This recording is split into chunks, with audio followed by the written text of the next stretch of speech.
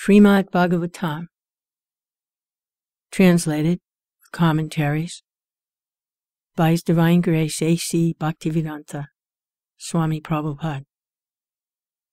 Canto 1, Chapter 8, Prayers by Queen Kunti and Parikshit saved.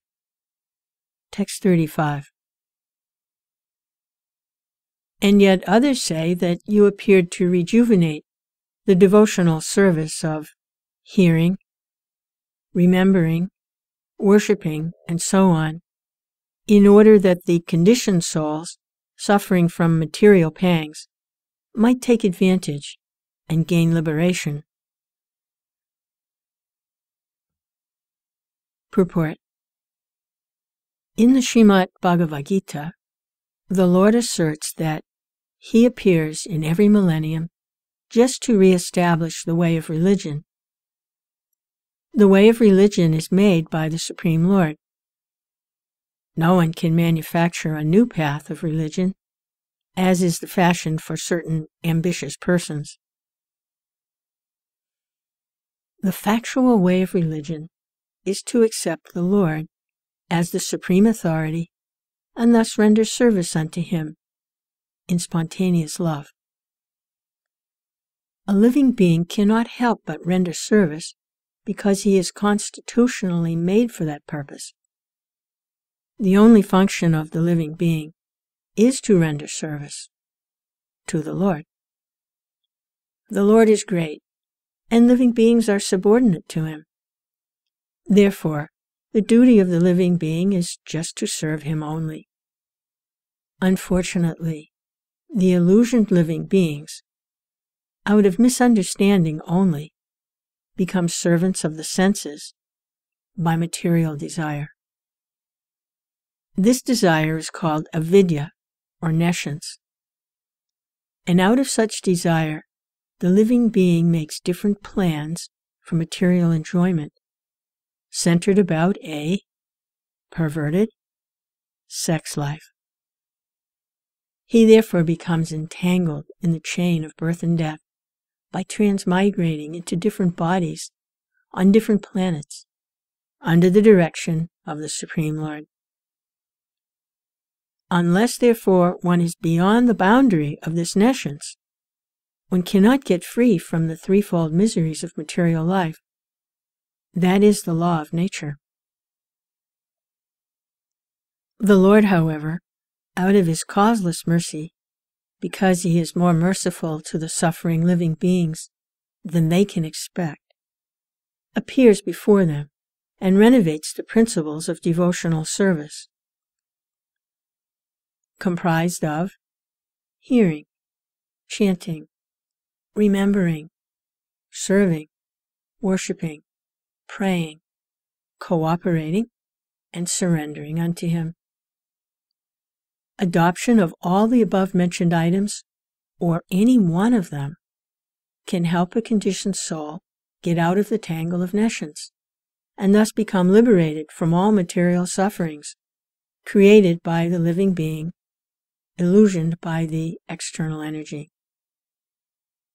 This particular type of mercy is bestowed upon the living being by the Lord in the form of Lord Sri Chaitanya Mahaprabhu.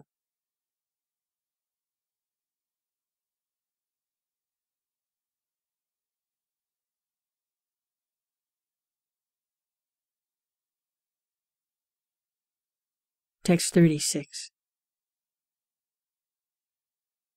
O Kṛṣṇa, those who continuously hear, chant, and repeat your transcendental activities, or take pleasure in others doing so, certainly see your lotus feet, which alone can stop the repetition of birth and death.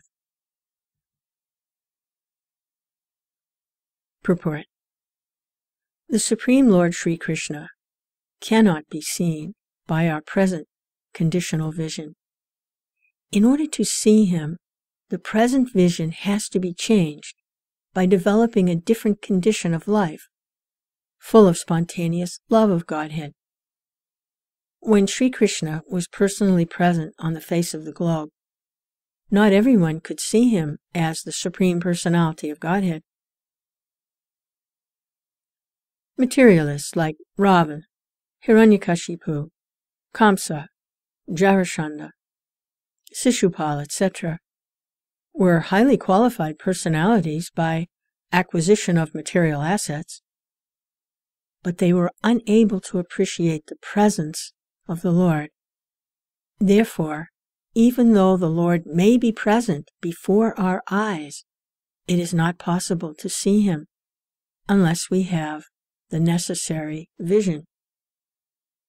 This necessary qualification is developed by the process of devotional service only, beginning with hearing about the Lord from the right sources.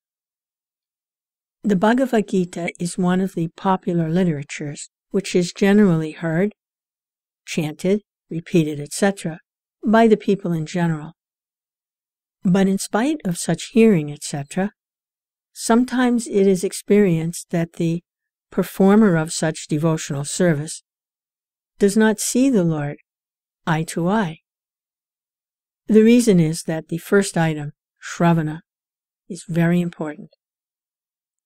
If hearing is from the right sources, it acts very quickly. Generally, people hear from unauthorized persons. Such unauthorized persons may be very learned by academic qualifications, but because they do not follow the principles of devotional service, hearing from them becomes a sheer waste of time.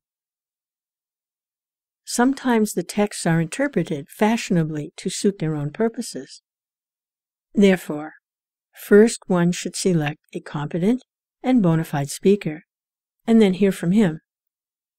When the hearing process is perfect and complete, the other processes become automatically perfect in their own way.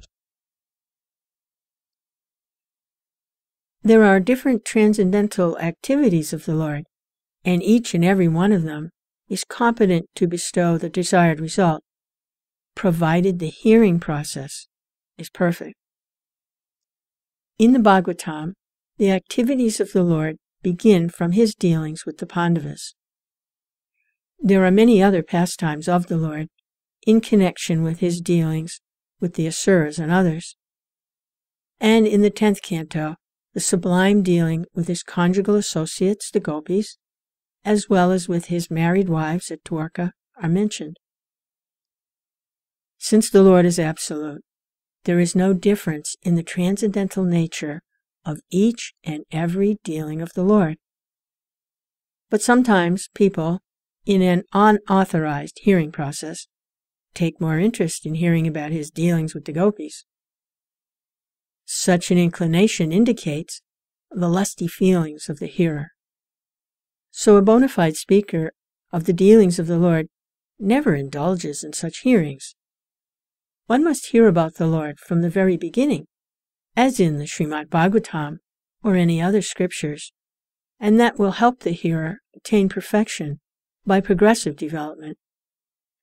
One should not, therefore, consider that his dealings with the Pandavas are less important than his dealings with the gopis. We must always remember the Lord is always transcendental to all mundane attachment. In all the above-mentioned dealings of the Lord, he is the hero in all circumstances, and hearing about him, or about his devotees, or combatants, is conducive to spiritual life. It is said that the Vedas and Puranas, etc., are all made to revive our lost relation with him. Hearing of all these scriptures is essential.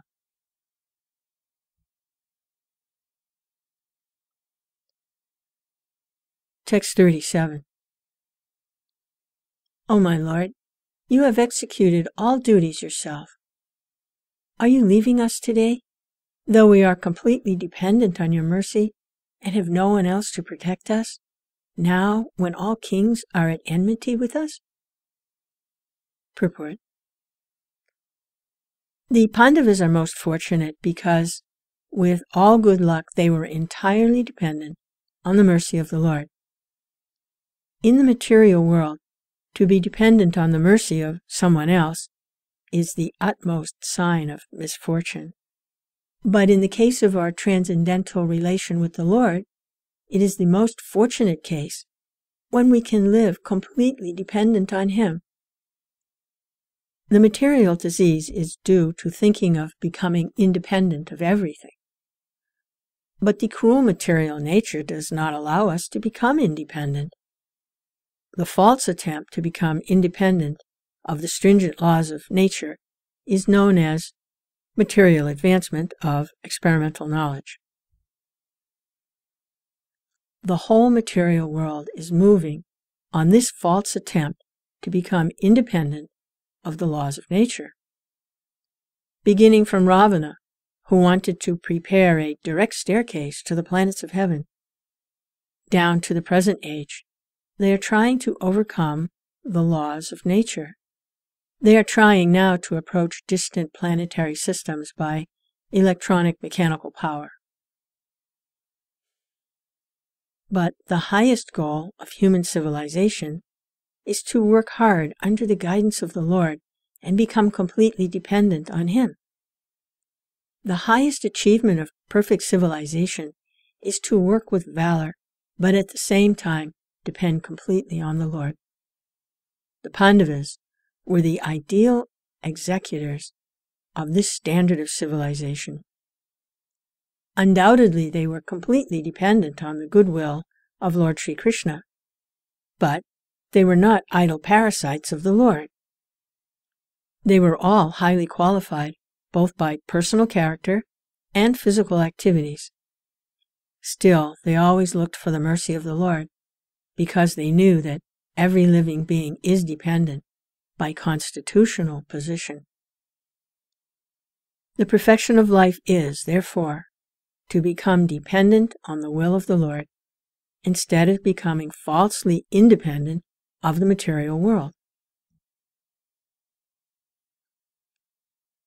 Those who try to become falsely independent of the Lord are called anatta, or without any guardian, whereas those who are completely dependent on the will of the Lord are called sanatta, or those having someone to protect them. Therefore, we must try to be sanatta, so that we can always be protected from the unfavorable condition of material existence.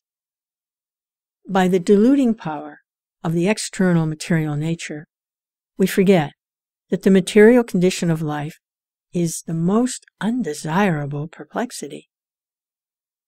The Bhagavad Gita therefore directs us, 7:19, that after many, many births, one fortunate person becomes aware of the fact that Vasudeva is all in all, and that the best way of leading one's life is to surrender unto Him completely. That is the sign of a Mahatma. All the members of the Pandava family were Mahatmas in household life. Maharaj Yudhisthira was the head of these Mahatmas, and Queen Kunti Devi was the mother. The lessons of the Bhagavad Gita and all the Puranas, specifically the Bhagavad Purana, are therefore inevitably connected with the history of the Pandava Mahatmas. For them, separation from the Lord was just like the separation of a fish from water. Srimati Kunti Devi, therefore, felt such separation like a thunderbolt, and the whole prayer of the Queen is to try to persuade the Lord to stay with them. After the battle of Kurukshetra, although the inimical kings were killed, their sons and grandsons were still there to deal with the Pandavas. It is not only the Pandavas who are put into the condition of enmity, but all of us are always in such condition. And the best way of living is to become completely dependent on the will of the Lord, and thereby overcome all difficulties of material existence.